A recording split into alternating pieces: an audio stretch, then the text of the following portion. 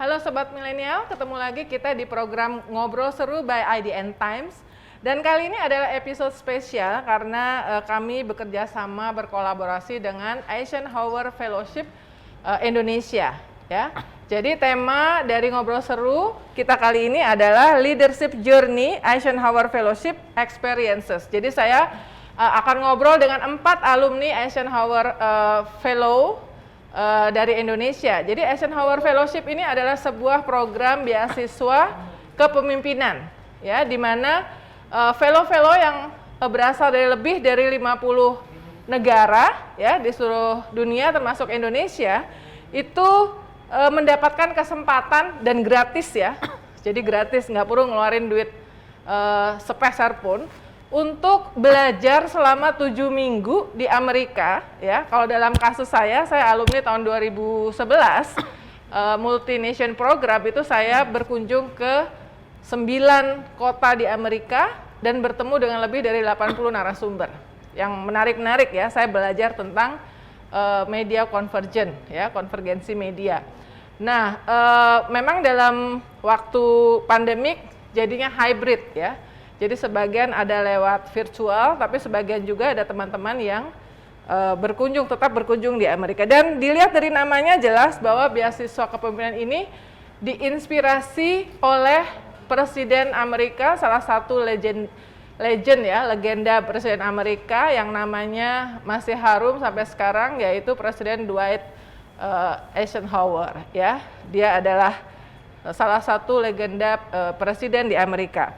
Nah, kita akan ngobrol, ya, saya akan ngobrol dengan 4 alumni. Di sebelah saya ini adalah Teguh Dartanto, Dekan Fakultas Ekonomi dan Bisnis Universitas Indonesia. Makasih Teguh, udah join, ya. Nah, kemudian di sebelahnya ini ada Eka Sari Lorena Surbakti, Vice President Lorena Group. Terima kasih Eka udah join di acara kolaborasi kita. For having me. Ya, nah, hybrid hadir secara virtual ini adalah Elisa Sutanujaya, Executive Director of the Rujak Center Urban Studies. Thank you udah join, ya Elisa. Ya, halo semuanya. Terima kasih Mbak Uni. Ya, dan kemudian ada Likwina Hananto, CEO of QM Financial. Thank you Wina udah join. Halo Mbak. Ya, nah jadi ini memang aku mau tanya pertama mungkin yang semuanya nih, ya, satu-satu siapa yang mau jawab, ya. Pengalaman pada saat mengikut, bagaimana ceritanya kok bisa bergabung dan menjadi fellow? Mungkin mulai dari di sini kayaknya dari semuanya kayaknya Eka, ya, 2012, ya. 2012. Gimana ceritanya kok bisa bergabung Eisenhower Fellow? Saya pertama-tama diundang untuk menjadi fellow oleh Mbak Yani Motik. Beliau menyampaikan kepada saya apabila saya berminat, ya, untuk mempertajam sense of your leadership, enlarge your networks, terus memperdalam pengetahuan di industri yang saya kerjakan, transportasi dan logistik. Why don't you gitu apply begitu. Dan waktu itu saya kayaknya udah yang finalis, udah orang yang terakhir ikut apply. Karena tidak lama kemudian saya langsung diinterview. Kalau yang lain kan banyak ada waktu yang mereka harus menunggu. Jadi oleh Mbak Yani Motik diterangkan ini program leadership oleh Dwight Eisenhower, initiatornya. So you'll be in America around like 6 weeks or 7 weeks, dia bilang begitu. Nanti bisa pilih programnya apa saja. Memang fokus kita dalam industri ini bagaimana melalui keberadaan kita can empower industry, can empower also other people through ourselves. Jadi itu asal muasalnya. Ya, karena salah satu motonya dari Eisenhower Fellowship ini adalah leaders bettering the world around them, ya. Jadi bagaimana kita sebagai sesudah ikut fellowship ini bisa ikut membantu meningkatkan kapasitas kepemimpinan tidak hanya diri sendiri, tapi juga nurturing atau merekrut quote unquote leaders yang baru, ya. Oke, saya ini juga penting. Siapa aja sih alumni Eisenhower Fellow di Indonesia? Tidak hanya kami berempat, tapi kalau mungkin teman-teman tahu Direktur Pengelola Bank Dunia saat ini, Profesor Mari Pangestu, itu adalah alumni. Kemudian Profesor Bambang Brojonegoro, ya, Tantowi Yahya, politisi. Di media ada Svida Ali Syahbana, lawyer ada Vivek Mulyana, yang sekarang menjadi chair alumni, kemudian ada Meli Darsa juga ya, ada Tri Mumpuni, pasti kalian juga kenal ya, sangat ngetop untuk urusan social enterprises. Selain tadi Mbak Yani Motik, ada Mbak Yuli Ismartono, Bang Jerry Eng yang punya Bang Jago, tapi banyak ya. Yang sudah meninggal itu misalnya Profesor Nurholis Majid, scholar, Muslim scholar yang salah satu yang paling top saya rasa di Indonesia. Nah itu adalah antara lain beberapa, ada Mbak Laretna, ya Mbak Laretna ini waktu itu kayaknya belajar arsitektur kali ya, dia sangat top sekali kalau di dunia arsitektur. Kemudian Mas Ono Purbo, ya Mas Ono Purbo ini adalah leader di bidang internet yang open, ya, free internet. Terus Mas Nino Laksono, wartawan sangat senior, sekarang rektor Universitas Multimedia Nusantara. Jadi Alisa Wahid sekarang adalah perempuan termuda yang duduk di pengurus intri dari PBNU ya. Jadi Alisa Wahid, kemudian Mbak Nila Tansil, ada Fabi Tumiwa, arsitek top, Pak Budi Lim, yang kemudian juga Pak Rudi Pesik, saya bacain dulu ya di grup supaya teman-teman tahu ya siapa Megan Wijaya ya, bosnya IDX, kemudian ada Bang Rusdian Lubis ya, yang salah satu yang mendirikan sesudah fellowship justru bersama almarhum Pak Nabil Makarim mendirikan Bapeda ya. Jadi itu organisasi yang mengurusi soal AMDAL lingkungan. Mantan Ketua Umum Kadin ada juga Pak Suryo Sulisto, ada yang baru ada Dini Indra, Vera Maki, kemudian Nia Dinata, sutradara yang dikenal dengan concernnya terhadap pemberdayaan perempuan, Mas Rahmat pribadi, sekarang dirut Pupuk Kaltim, Sirikit Syah ya, Mbak Yuli Ismartono, mentor saya, wartawan perang paling top dari Indonesia, meskipun sekarang udah pensiun dari terakhir Pemret Tempo. Jadi variasi dari alumni dari Indonesia ini luar biasa ya. Luar biasa. Nah, tapi kebanyakan perempuan ya kayaknya. Itu mesti di highlight itu. Laki-laki perlu afirmasi. Sekarang pertanyaan yang sama ke Teguh, gimana ceritanya? Tadi kan jalur pengusaha ya. Pengusaha. Karena sebelumnya teman-teman harus diakui rekrutmen di banyak negara termasuk Indonesia itu rada tertutup, jadi kayak get member gitu ya. Tapi kita dalam 5 tahun terakhir saya rasa kita ingin lebih inklusif dan acara ini juga tujuannya juga untuk lebih inklusif karena Maret ini akan ada rekrutmen untuk global program 2022. Nah, Teguh gimana? Ya, mungkin ceritanya juga tidak jauh berbeda dengan Bu Eka ya. Terkait dengan saya juga awalnya direkomendasikan ditelepon oleh Bu Mari Pangestu waktu itu. Apakah Teguh bersedia mendaftarkan diri di program fellowship Eisenhower gitu.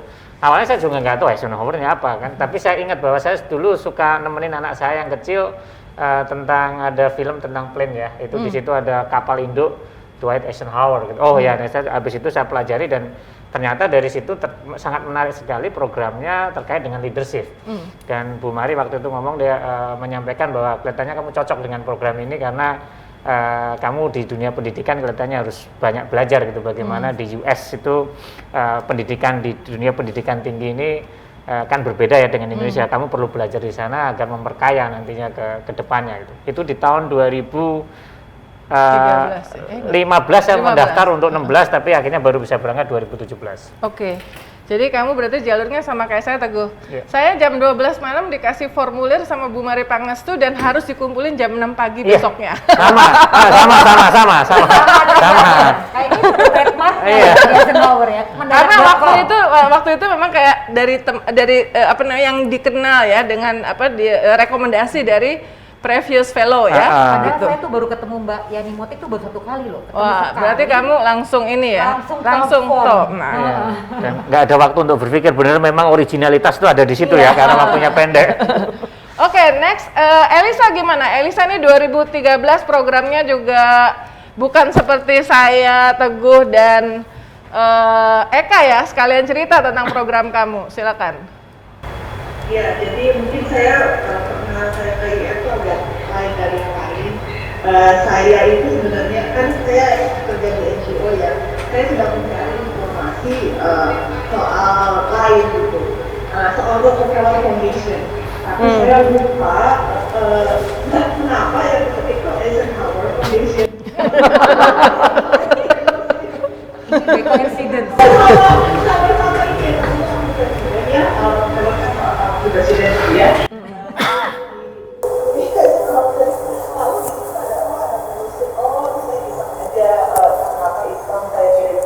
Ya saya berminat dalam lalu dihubungi lah dari selatan saya dari Philadelphia itu saya kontak ke Indonesia mungkin ya, dan setelah itu saya dikontakkan dari Indonesia ke Indonesia lalu diminta untuk isi formulir segala macam. Saya minta oleh siapa saya salah satu sekretaris dari siapa mungkin jadi kalian untuk isi itu ya udah saya isi gitu lalu saya diundang ke diwawancara pertanyaan pihak pertama tuh kamu direkomendasi oleh siapa yang saya jawab yang wawancara itu ada Mbak Mary, ada Rojatun, Profesor Darajatun. iya, sama Mbak Nadia Sebajo, sama Mbak Dewi juga. Nah, karena itu saya kalau itu kemiskinan kota lalu partisipasi publik dalam perencanaan kota dan sebagainya mungkin jarang kali karena saya pernah melihat beberapa kali ini sebenarnya agak jarang yang seperti itu lalu terpilih dan saya masuk dalam program Southeast Asia Regional Program gitu. Jadi saya bareng-bareng ada 24 totalnya dari Indonesia ada 3 bareng Mbak Pipit dan Mede juga dengan dari fellow dari Filipina, dari Malaysia, dari Singapura, dari Vietnam, dari Thailand. Oke. Menarik ya. Jadi Elisa ini memang agak lain nih. Karena dia langsung melamar ya sebetulnya ke lewat websitenya ya Eisenhower Fellow yang HQ-nya, headquarter-nya itu ada di Philadelphia. Nah, belakangan sebetulnya memang Eisenhower Fellowship itu sudah membuka link pendaftaran, tetapi memang kita di Indonesia ini mencoba juga untuk secara aktif reach out ya kepada potensial leader. Tapi banyak yang belakangan seperti Elisa ini, jadi memang langsung mengisi aplikasi yang ada di websitenya Eisenhower Fellowship. Wina ini yang terbaru ya, jadi masih fresh from the oven, jadi udah suasananya udah berbeda. Gimana ceritanya kamu bisa terjebak ya, Wina di Eisenhower Fellowship? Silakan. Aku tuh pertama kali dengar dari orang yang follow aku di media sosial. Dia kalau dia nggak kamu harus daftar ini karena banyak. Dan dia itu salah satu terhadapnya ibu ya ini mati. Jadi kita semangat downline-nya ibu Yani. Hebat tuh Bu Yani motif. Ya aku riset, terus aku minder nggak. Jadi aku waktu itu langsung aku udah dulu deh nih kayaknya kali ini jauh banget aku nggak nyampe nih.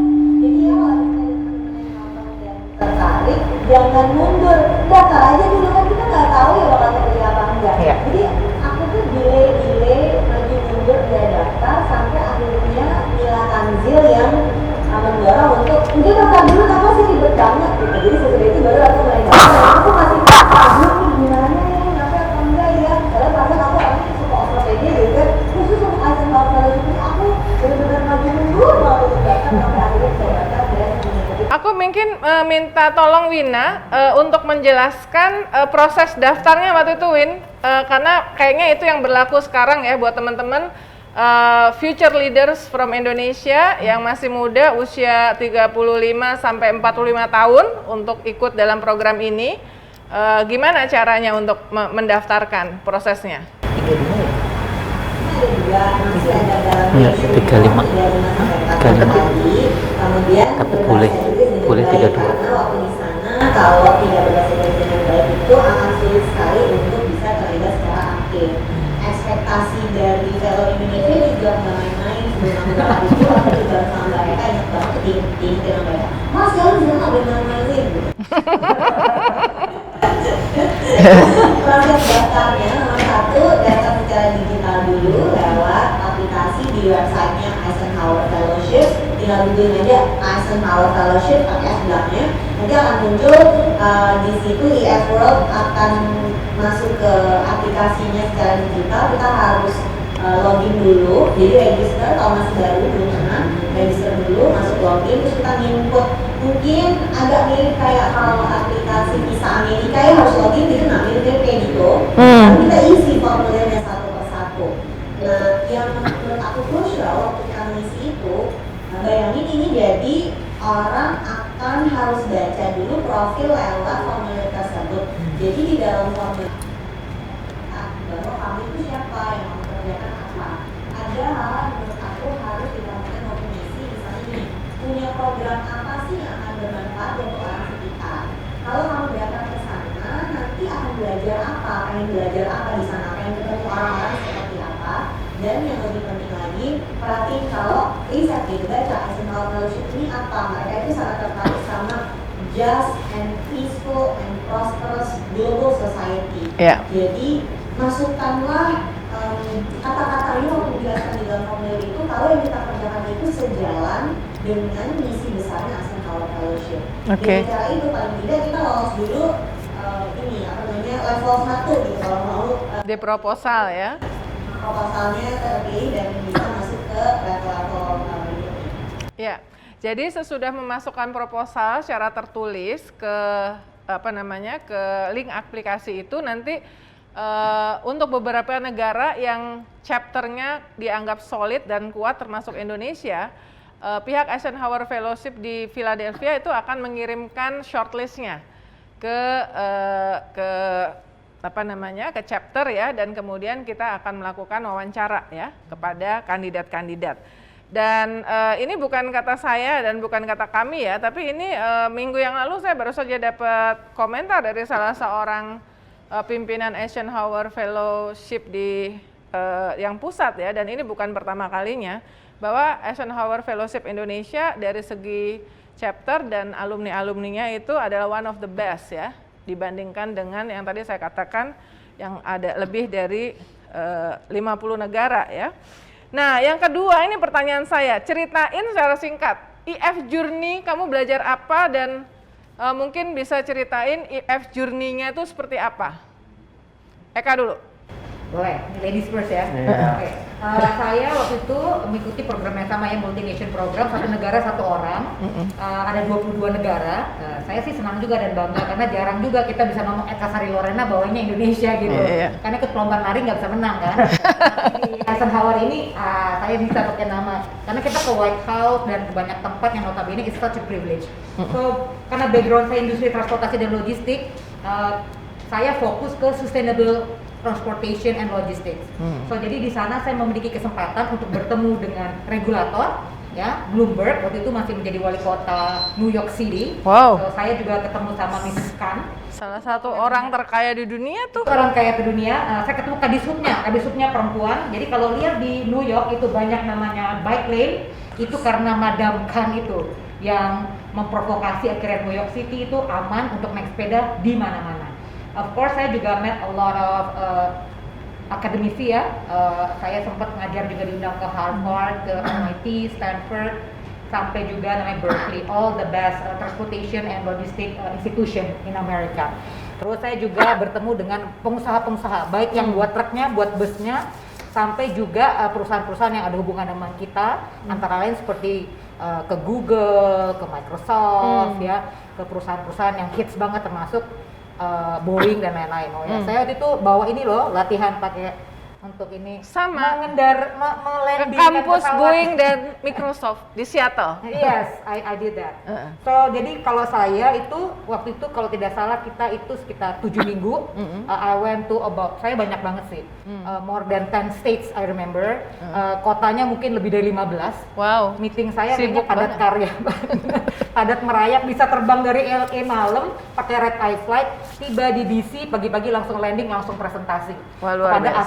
asosiasi dan lobby. Memang padat banget jadwalnya ya. Padat. Tapi selama kita memang memiliki stamina dan memang fokusnya ingin belajar dan mengembangkan network kita, saya rasa itu sangat positif. Oke. Dan enaknya seperti tadi Mbak Uni bilang, dibayarin Dibayarin diaturin. hotel-hotelnya yang Iya. ikonik di kota-kota itu ya. Jadi seru banget. Dan oke, sebelum ke Teguh, saya juga mau bilang bahwa kenapa Eisenhower Fellowship ini beda. Saya ini udah banyak ikut fellowship di jurnalism ya. Tapi Eisenhower Fellowship ini berbeda karena semua kita itu bisa menyusun program apa, tema apa yang mau kita lakukan di sana. Makanya kan profesinya berbeda-beda ya. Jadi kita nanti akan didampingi oleh namanya program officer. Dan kita akan diskusi dengan program officer gitu. Nah, siapa narasumber-narasumber yang ingin kita temui selama fellowship. Nah, ini juga salah satu yang saya nggak tahu apakah nggak banyak pesaingnya fellowship seperti ini ya, yang kita bisa tailor made lah istilahnya, customize istilahnya ya, sesuai dengan minat kita.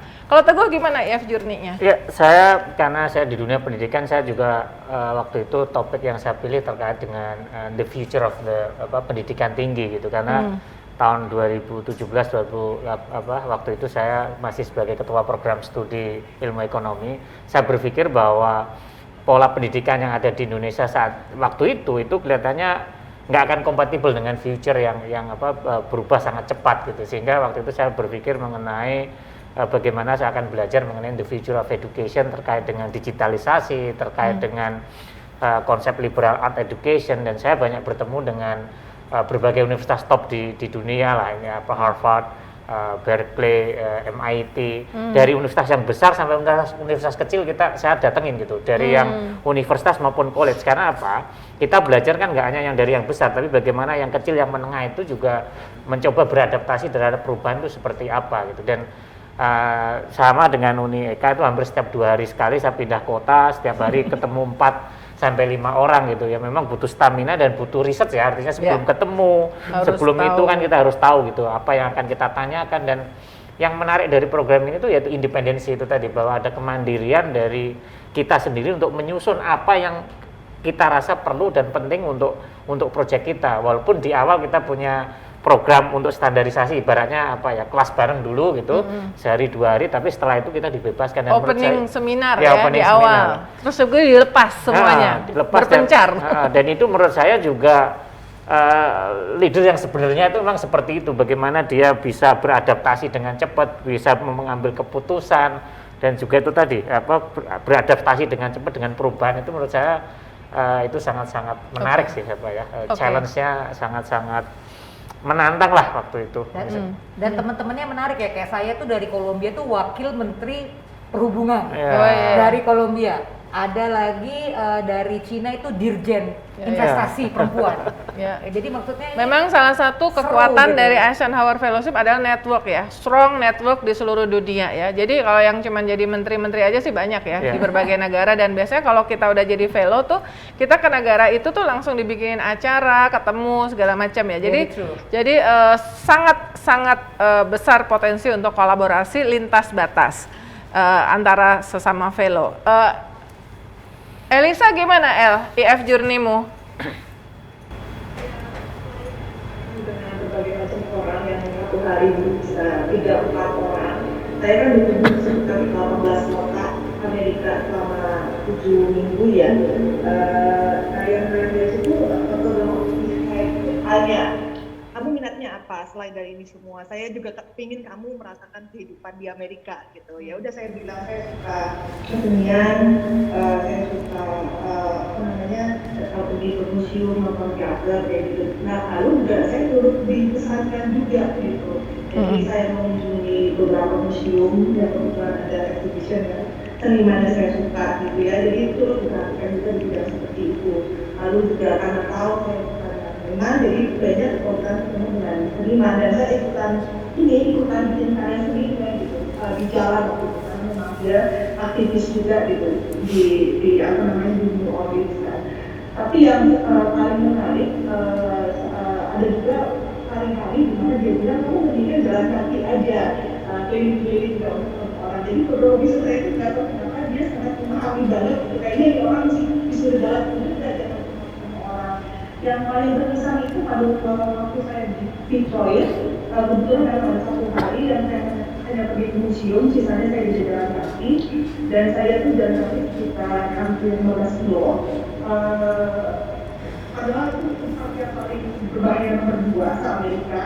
saya bisa menyaksikan langsung ya kemiskinan struktural itu seperti apa salahnya orang yang naik homeless yang naik bus itu masih supaya dia bisa menghangatkan diri itu seperti apa gitu saya dapatkan semua gitu jadi nggak cuma yang yang kelihatannya indah gitu Amerika kayaknya dream atau apa ya tapi di sini saya lihat realitanya langsung juga gitu itu yang kayak rasa sekarang masih apa ya berkesan ya masih ingat loh dan tapi Indonesia kayak gitu gitu itu sih. Oke. Menarik. Jadi memang saya nggak tahu kalau pengalaman yang lain, tapi waktu saya itu kan program utama saya media convergent ya. Tapi saya ada ditanya ada second topic yang saya ingin tahu. Jadi waktu itu saya pilih second topiknya itu sustainable agriculture. Soalnya kan saya lulusan IPB, meskipun jadi wartawan. Jadi saya pengen tahu. Jadi kira-kira ada 10% dari narasumber, termasuk ketika saya ke Stanford University di Palo Alto itu adalah mengikuti kegiatan-kegiatan yang berkaitan dengan perkembangan sustainable agriculture. Jadi memang kita juga difasilitasi untuk pengen tahu yang lain ya, pengen belajar yang lain. Kalau Wina gimana IF journey-mu? Wina? Program aku banyak yang batal, Mbak.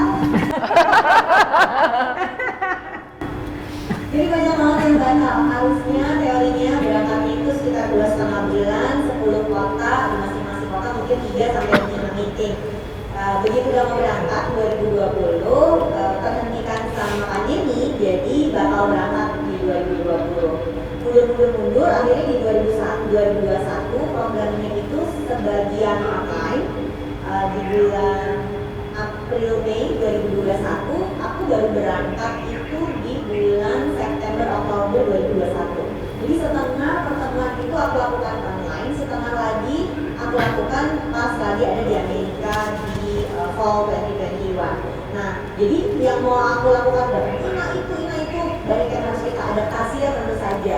Tapi itu tidak mengecilkan keasikan programnya sih kalau menurut aku Baudi. Jadi memang namanya lagi pandemi ya, kita harus terima dong apa yang harus dikurangi ya kita terima dikurangi, apa yang harus diadaptasi kita terima adaptasi juga. Oke. Menarik ya. Jadi kamu belajar apa ya? Finansial? Oh, aku punya beberapa foto aku boleh share. Boleh di-share. Dikasih ini share screen. Iya, saya juga udah susah tuh karena udah lama banget ya. Waktu itu belum terlalu narsis juga sih. Jadi nggak posting di media sosial ya. Tahu gitu posting nih. Aku masih fresh, boleh tolong kakak-kakak sama co-hostnya aku izinkan bisa share. Ya, silakan mau share screen Wina karena ini masih fresh from the oven. Dan lebih narsis.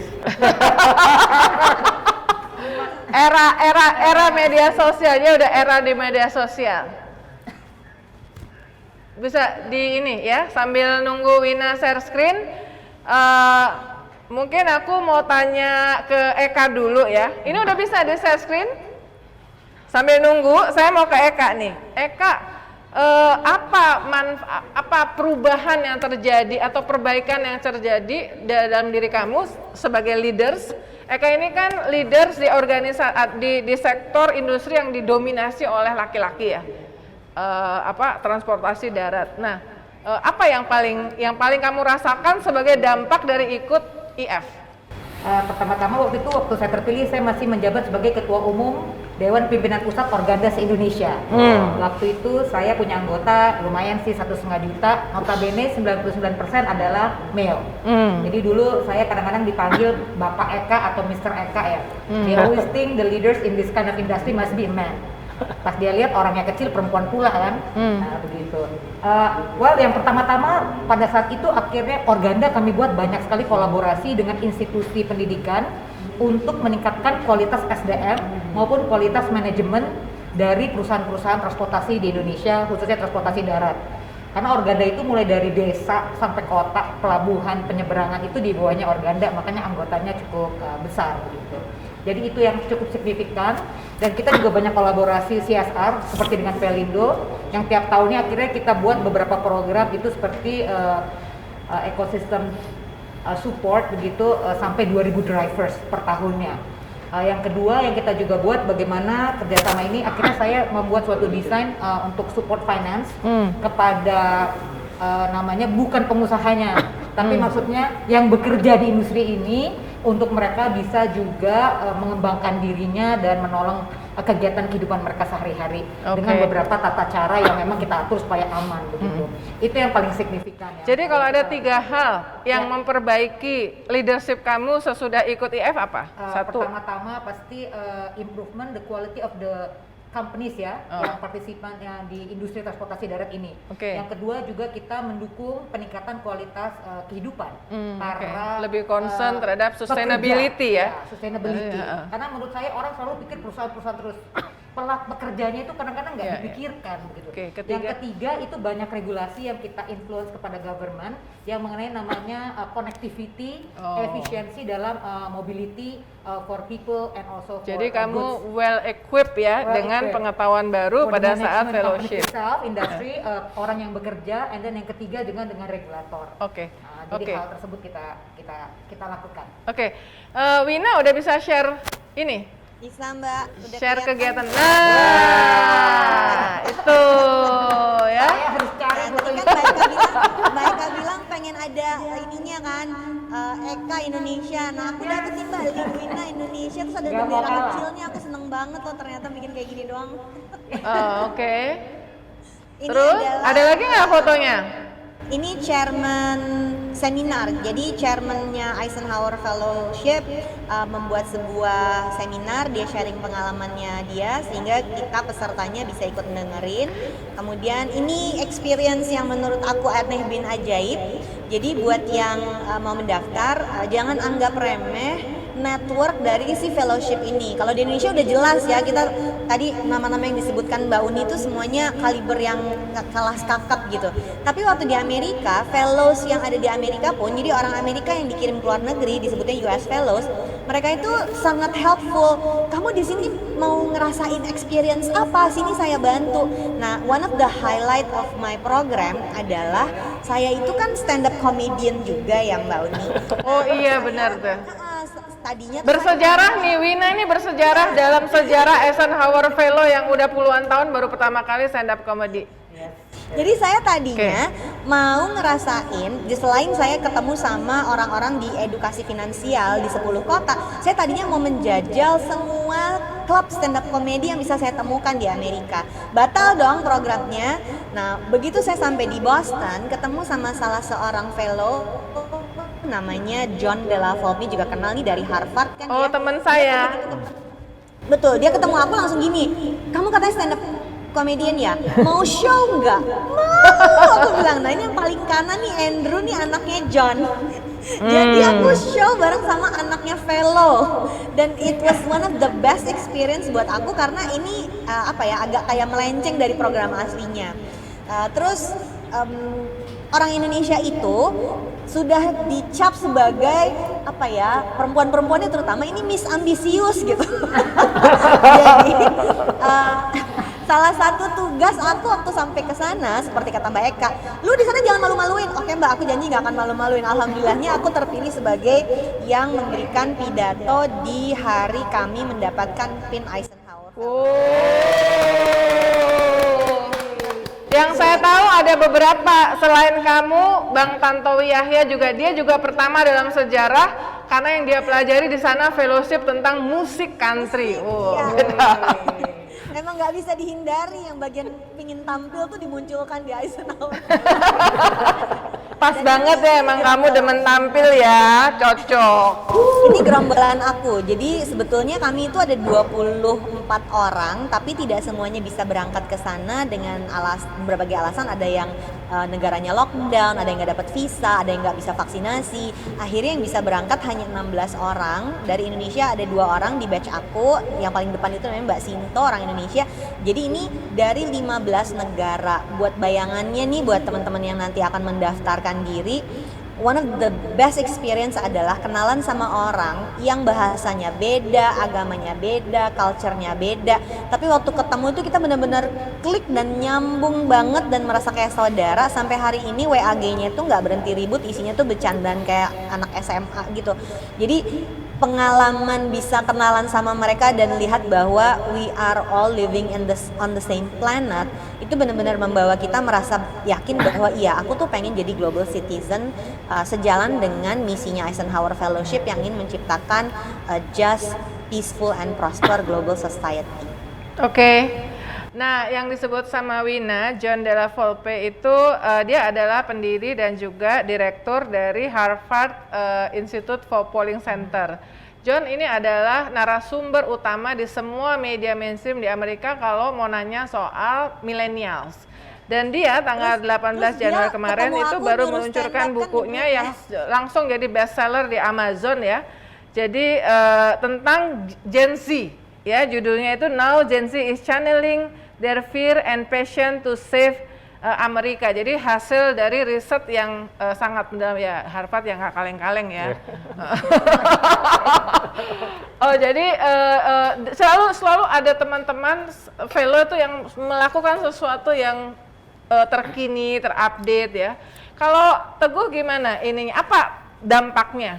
Ya, kalau ya sebenarnya saya tuh sangat terinspirasi dengan tagline-nya dari Eisenhower kan, itu dynamic, diverse, and doer ya, itu kan sangat-sangat menginspirasi saya sebenarnya. Dan kami waktu itu karena saya sendiri belajar mengenai the future of education waktu itu, dan waktu itu kan masih belum zamannya terkait dengan yang kampus merdeka kan, tetapi kami sudah memulai itu sehingga dengan pengalaman di Amerika itu kita sudah menyiapkan bahwa ke depan ini harus digitalisasi, ke depan ini harus pendidikan itu harus berbeda, sudah mulai ada freedom dari mahasiswa, dan itu kita coba di prodi S1 ilmu ekonomi, dan akhirnya tahun 2018 saya jadi ketua asosiasi program studi ilmu ekonomi dan pembangunan se-Indonesia, sehingga spirit dari kampus merdeka lah yang kita sebut sekarang itu sebenarnya kita sudah share waktu itu. Dan ketika kementerian atau Mas Menteri meluncurkan program kampus merdeka, pada dasarnya saya sendiri di FEB UI itu sudah ngomong, wah ini sudah kita sudah melaksanakan gitu. Karena vision waktu dulu ketika saya jadi fellow itu sudah mempelajari itu di Amerika, dan saya yakin ide tentang kampus merdeka Mas Menteri itu sangat terinspirasi dari pendidikan di US, sehingga saya sendiri dengan di Fakultas Ekonomi dan Bisnis UI itu sebenarnya nggak kaget dengan kebijakan ini, karena kita sudah memulai itu, sehingga konsep dan cara berpikirnya saya sudah terinternalisasi lah dengan pengalaman di US itu, dan saya dengan mudah bisa meyakinkan juga tim kami yang di bawah-bawah ataupun yang di kaprodi yang lain itu konsep ini dengan baik gitu, sehingga konsep kampus merdeka ini sebenarnya filosofinya seperti ABC gitu, sehingga teman-teman lebih mudah memahami bahwa ketika ada kebijakan baru teman-teman bisa langsung tune in ya. Artinya mungkin ya saya beruntung aja apa yang saya lakukan di US itu akhirnya 2 tahun berikutnya atau 3 tahun berikutnya itu menjadi sebuah kebijakan di Indonesia, sehingga saya ibaratnya well prepare lah dengan adanya fellowship tersebut. Memang jujur saja ya, hampir di semua bidang, di semua industri ya Amerika masih menjadi salah satu dari kiblatnya ya. Sehingga tadi termasuk bikin regulasi, kemudian best practices. Jadi ketika tadi juga, jadi sebenarnya Teguh ini konsisten dengan pengalamannya Eka bahwa apa yang dipelajari pada saat fellowship itu kemudian sangat bisa diterapkan untuk memperbaiki, termasuk memberikan masukan soal regulasi yang pasti bermanfaat untuk EF journey kita pasca fellowship ya. Kalau ini kan ini masih anyar kinyis-kinyis jadi dekan Fakultas Ekonomi Bisnis UI ya, jadi ternyata nggak sulit karena memang sudah dilengkapi, termasuk dilengkapi pengetahuannya pada saat fellowship. Kalau Elisa gimana? Apa dampaknya Elisa sesudah kamu ikut fellowship terhadap kamu kan tahun 2013 ya? Sesudah itu apa yang terjadi? Ya, saya waktu itu 2013, saya waktu itu masih umur 34 ya. Jadi cukup, karena itu juga kunjungan pertama kali saya ke Amerika. Saya sebelumnya belum pernah ke Amerika, jadi banyak membuka mata dan terutama ini ya tentang berbagai macam metode untuk partisipasi publik. Karena kan saya kerjanya lebih banyak bersama masyarakat ya. Lalu yang kedua tentang penggunaan data. Nah ini yang kayak saya rasa paling berpengaruh ya. Jadi saya banyak bertemu dengan lembaga penelitian yang banyak bekerja dengan masyarakat gitu ya, kayak The Urban Institute dan sebagainya, dan mereka selalu pakai data dalam bagian sebagai partisipasi publik. Nah, itu yang saya masih pegang sampai sekarang, sekaligus juga cara menarik orang untuk mau berpartisipasi di kota gitu lewat kesenian dan segala macam. Nah, makanya setiap kegiatan kami di organisasi saya tuh selalu ada keseniannya, entah itu seni yang mulai dari yang seni yang kontemporer atau sekadar cuma coret-coret di dinding dan segala macam sih. Itu sih. Soal data ini, thank you. Elisa ini kemudian di pemilu 2014 ikut aktif di apa namanya yang mengawal pemilu itu, Elisa? Kawal pemilu. Bukan, Ya, bukan kawal pemilu 2019. Apa namanya? Iya, jadi ngecek yang V1, tapi abis itu bareng-bareng ya sama-sama dikawal pemilu juga. Tapi itu ya masih edisi awal banget. Ya, kawal pemilu itu sesuatu hal yang terobosan ya, karena kita ada civil society ya, bersama-sama itu kemudian mengecek bagaimana kebenaran dari hasil pengisian formulir di C1 sebagai bandingan dari data yang didapat atau dikumpulkan oleh KPU. Jadi ini sebuah checks balances yang bagus dari pihak penyelenggara pemilu terhadap yang dilakukan oleh civil society. Nah, kalau Wina, kamu dampak dari fellowship ini ke kegiatan kamu berikutnya apa, Win?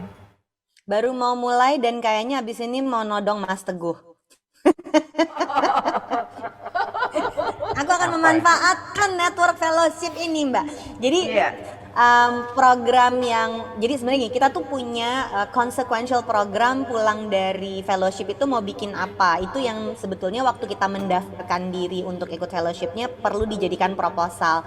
Nah, program aku itu judulnya Uang Perempuan yang membutuhkan kehadiran secara fisik programnya, sehingga selama pandemi ini aku pending dulu. Aku udah bikin itu untuk 3 fase. Fase pertama itu baru interview di YouTube-nya QM Financial, interview dengan perempuan di berbagai profesi. Tapi fase 2, fase 3-nya itu mau bikin tour keliling Indonesia, terpaksa kita pending dulu sampai sudah cukup aman. Tapi hasil dari aku 4 kota aku keliling, dan ternyata banyak sekali karena keterbatasan yang boleh kami kunjungi ya, dari Eisenhower Fellowship-nya membatasi kita cuma boleh pergi ke 4 kota aja, Philadelphia, Washington DC, New York sama Boston. Nah, jadi aku tuh banyak sekali ketemu sama orang-orang dari berbagai universitas, sehingga ketemu kayak benang baru, Mbak, bahwa kalau program yang tadinya aku mau kerjakan adalah program Uang Perempuan, sekarang aku ketemu program baru, ingin bikin program supaya bisa menjelaskan tentang literasi finansial untuk mahasiswa, sehingga mereka nanti masuk ke dunia kerja tuh udah punya ilmunya dan gak kagetan waktu punya gaji pertama. Sehingga ini yang kemudian nanti akan hadir sebagai Kuama Campus, bagian dari consequential project setelah pulang dari fellowship tersebut. Oh, oke. Wah, welcome nih saya. Welcome ya, langsung ya. Ya, Mas Teguh, nanti kita langsung ngobrol ini. Setelah ini ya kita kontak-kontak. Ini sebetulnya udah ada beberapa kolaborasi antar fellow di Indonesia ya. Udah ada beberapa ya. Tetapi saya juga punya pengalaman kolaborasi lintas negara. Jadi di cohort saya 2011 itu ada dia vice president dari apa namanya IE Business School, sekolah bisnis. Kalau menurut Financial Times itu adalah sekolah bisnis terbaik di Eropa. Jadi kalau secara global itu di atasnya tuh cuma ada 3 tuh, Harvard, Wharton, kemudian Stanford ya. Tapi kalau ini adalah di Madrid ya, di Spanyol. Dia juga adalah apa namanya chairman dari entrepreneurship. Nah, sangat concern terhadap milenial. Dan tahun 2020 IDN Times kan ada Indonesia Millennial Summit. Jadi Juan Jose teman saya itu mengambil satu sesi di acara Indonesia Millennial Summit itu untuk kemudian mempromosikan potensi kolaborasi, merekrut calon-calon mahasiswa dari Indonesia untuk sekolah di sana dengan fellowship, dengan beasiswa, ya. Jadi nggak cuma sekedar nyari market dan kemudian harus bayar, tetapi di Indonesia itu dia menawarkan program untuk beasiswa, ya, buat yang mau MBA, yang mau S2, S3. Jadi ini adalah misalnya yang saya rasakan langsung ya, kolaborasi antar fellow lintas batas ya. Jadi ini memang menarik. Aku mau minta Elisa untuk sekali lagi menceritakan tahapan untuk rekrutmen Global Program 2022, Elisa. Ya, jadi pendaftaran sudah dibuka dari sejak minggu lalu, Januari, lalu bisa pergi ke ifworld.org, lalu ada apply now.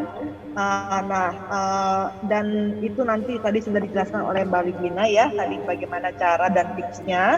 Lalu pendaftaran akan ditutup di 1 Maret. Lalu setelah itu mungkin dalam minggu kedua akan ada wawancara dari kami bagi yang sudah terpilih ya, ataupun diseleksi karena kalau ini outreach-nya bagus, kayaknya saya menduga bakal banyak yang masuk, jadi mungkin kita harus seleksi dulu di awal, dan setelah itu diseleksi dengan lewat wawancara. Setelah itu akan dikirimkan namanya dan ke Philadelphia, dan dari Philadelphia akan mewawancara lagi kepada calon dari Indonesia. Nah, setelah itu jika terpilih dan nanti ke Oktober baru pergi. Oke. Oh, jadi ini untuk nanti kalau misalnya proses seleksinya itu kan berlangsung di bulan Maret, kemudian eksekusinya atau fellowship-nya teman-teman sekalian itu akan dilakukan oleh kandidat yang terpilih itu di bulan Oktober. Jadi ini full program ya. Mudah-mudahan udah bisa full offline lagi, karena yang serunya itu adalah pergi ke berapa belas atau minimal 10-9 kota dan tidak hanya ketemu dengan orang-orang yang sangat ahli di masing-masing bidangnya, tapi juga mengenal kota itu ya, dan ketemu dengan people to people-nya, mengenal kota itu sebuah pengalaman yang menurut saya sangat mahal sih, padahal ini gratis ya nggak? Oke, terakhir aku minta 1 menit nih, 4 narasumber, silakan apa yang mau disampaikan untuk mengajak calon-calon the future leader dari Indonesia ya, karena ini pasti kan the future leader karena usianya muda nih sebetulnya ya, di bawah 45 tahun, untuk mau mencoba mengikuti Eisenhower Fellowship ini. Silakan Eka. Oke, kalau saya percaya bahwa kesempatan untuk belajar, kesempatan untuk mengembangkan network itu sangat krusial. Banyak orang pintar, tapi apabila dia tidak memiliki hubungan yang baik dengan banyak institusi, baik yang profesional ataupun edukasi, terutama belajar dengan negara yang menurut saya sangat maju ya dalam banyak halnya. Seperti kita ke Amerika begitu.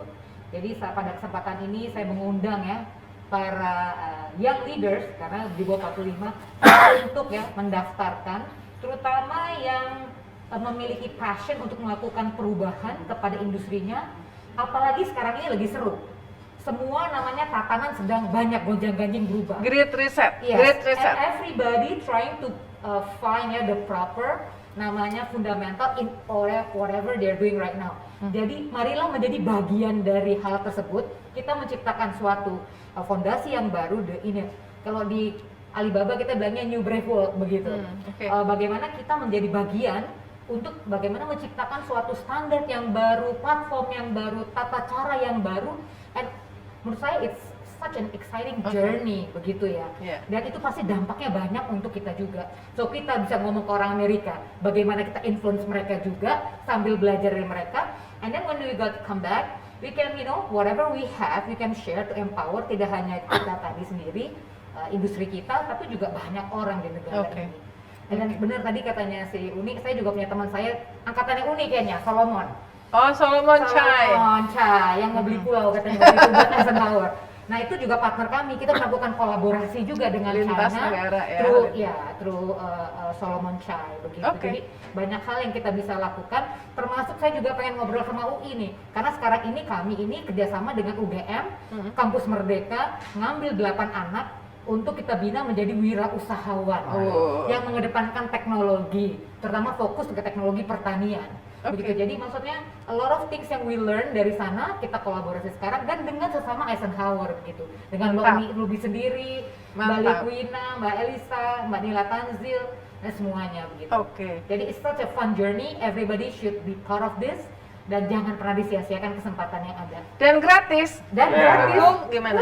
Kalau menurut saya ini adalah sebuah kesempatan yang luar biasa ya, artinya untuk sebagai menjadi leader itu memang kita butuh experience ya, dan Eisenhower Fellow ini memberikan experience sebagai leader dalam konteks global ya, artinya ada standar global yang memang harus kita miliki sebagai sebuah leader gitu.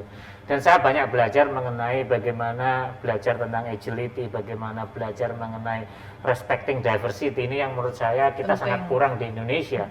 Bagaimana kita bertemu dengan berbagai fellow, berbagai negara dengan bahasa berbeda, dengan budaya berbeda, tapi kita tetap bisa berkomunikasi, bisa berkolaborasi dan share idea.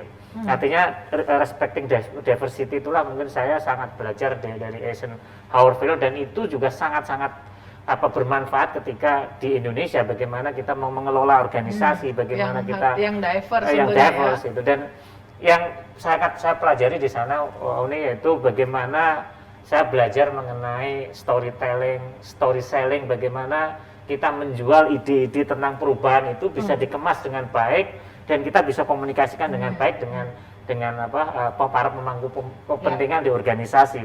Itu yang membuat saya lebih smooth lebih ya ketika confident juga ya ya, lebih jadi confidence gitu. Artinya memang membangun personal credibility dan personal development. Dan saya yakin ini kesempatan yang luar biasa. Saya berharap akan banyak the young leader dari Indonesia yang bergabung dengan Eisenhower Fellow yang nantinya bisa menjadi the future leader of Indonesia. Oke.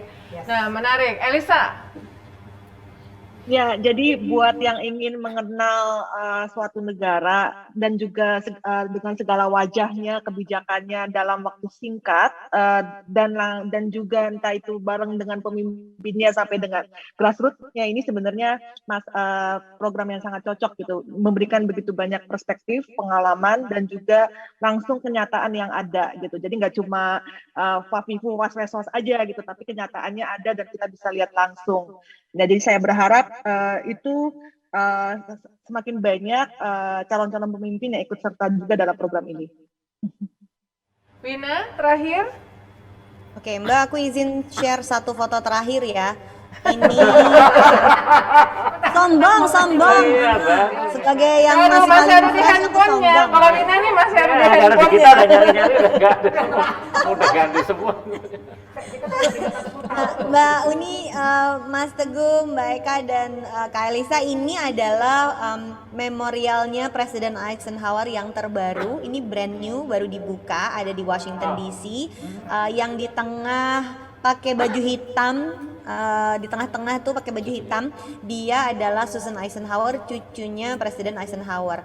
Jadi yang mau aku tunjukin adalah pas berangkat ke sana, kita tuh benar-benar dapat cerita, dapat story, dengar journey orang lain, dan menurut aku itu powerful sekali untuk membantu kita membentuk journey kita sendiri.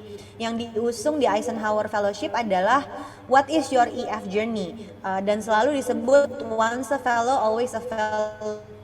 Jadi ingat bahwa ketika mau mendaftarkan diri, Anda itu akan memasuki sebuah perjalanan yang pas lagi di sana emang seru dan asik, tapi pulangnya abis itu mau ngapain. Jadi kalau buat aku PR-ku tuh masih banyak banget, dan mudah-mudahan bisa ikut memberikan manfaat seperti kakak-kakak senior sekalian. Iya. Thank you, Wina. Jadi terakhir ya, sekarang ini tadi kan Wina menyebut chairman-nya Eisenhower Fellowship sekarang ini adalah Dr. Robert M. Gates. Kita salah satunya dia pernah menjabat sebagai Menteri Pertahanan di Amerika Serikat. Pada saat saya melakukan fellowship di tahun 2011, itu chairman-nya adalah, saya waktu itu starstruck.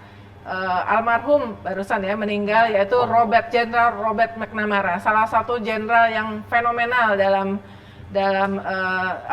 sejarah politik modern di Amerika. Saya tuh baca bukunya, saya punya bukunya semuanya. Jadi waktu pas ketemu, padahal cuma dikasih kesempatan, dia menyerahkan sertifikat ya. Lalu dia nanya masing-masing kita di closing ceremony itu udah kayak deg-degan sendiri, kok bisa ya ketemu sama dia, karena saya udah baca bukunya. Jadi pengalaman-pengalaman yang akan teman-teman temukan selama EF Journey ini insya Allah berdasarkan pengalaman kami semua ini adalah pengalaman yang sulit untuk dilupakan ya. Berbekas mungkin I think the most memorable fellowship yang pernah saya alami sih dari semuanya ya, karena seru banget, menarik, tadi diversity ketemu berbagai fellow. Nah itu adalah leadership journey dari 4 orang kami. Saya sebagai host nambahin dikit, tapi sebetulnya nanti ini bukan yang pertama ya, nanti kita akan bikin tanya fellow-fellow yang lain yang tadi saya udah sebutkan, alumni-alumninya tuh semuanya tuh punya kaliber sebagai pembicara semuanya ya, karena memang yang front runnernya lah di masing-masing industri. Kita akan ketemu di obrolan dengan para fellow dari alumni dari Eisenhower Fellowship berikutnya. Dan terima kasih sudah mengikuti acara ini. Jangan lupa lihat, belajar ke websitenya afworld.org. Ada akun Instagram, ada Facebook, juga akun Twitternya ya, untuk tahu lebih banyak tentang fellowship ini, dan kalian bisa rekomendasiin ke siapa saja yang kalian kenal yang punya potensi untuk menjadi the future leader of Indonesia. Sampai ketemu di ngobrol seru berikutnya. Bye. Bye. Masih. See you. Biar